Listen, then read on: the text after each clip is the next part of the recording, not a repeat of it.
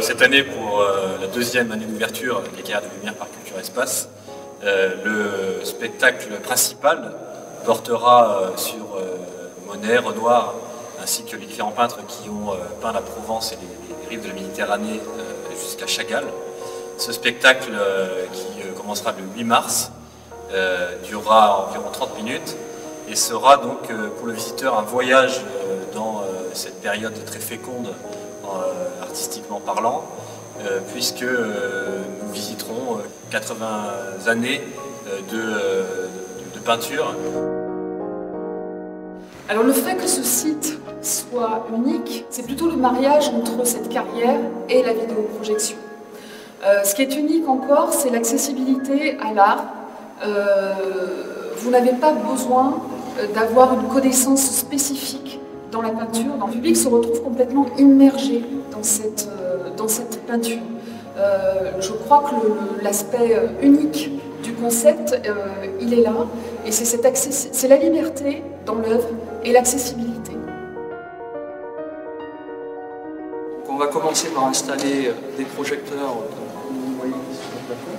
Ça passe par l'installation de supports, le câblage électrique et les raccordements ensuite aux différents serveurs qui sont en régie. Le signal vidéo est diffusé via de la fibre optique, ce qui nous permet d'avoir des distances entre la régie et les projecteurs qui sont relativement importantes, sans avoir la moindre perte d'information. Nous avons aussi développé cette année l'achat de vidéoprojecteurs en LED. Donc Thomas nous a fait une offre pour un certain nombre de projections. Et l'avantage du LED là aussi est que cela ne coûte pas le remplacement des ampoules. Donc pour nous c'est une économie réelle et à l'avenir nous essaierons de développer évidemment cette utilisation des vidéoprojecteurs à LED. Ensuite on va passer à la partie software où on va avoir ce qu'on appelle l'encodage qui va être réalisé sur Watchout, qui est le logiciel que nous utilisons donc, depuis maintenant pas mal de temps. Et donc les différents médias sont importés dans ce logiciel. Une fois que cet encodage est terminé, le poste donc, sur lequel nous avons encodé va distribuer à tous les serveurs les différents médias.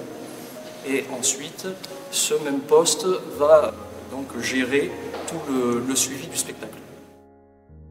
Nous avons choisi Optoma parce qu'il correspondait à ce que nous recherchions en termes notamment de qualité et de rusticité, puisque nous avons des contraintes techniques telles que le positionnement vertical de certains vidéoprojecteurs. Toutes les marques ne peuvent pas la solidité pour répondre à ce critère-là. Et donc Optoma nous a paru fiable en termes de long terme, en termes de qualité. Je pense que c'est du matériel qui est très robuste et que, bon, il faut savoir que les conditions sont quand même assez difficiles. Il y a une très forte hygrométrie, 90% d'hygrométrie, avec beaucoup de poussière. Et donc c'est très difficile de trouver du matériel qui fonctionne parfaitement dans ces conditions.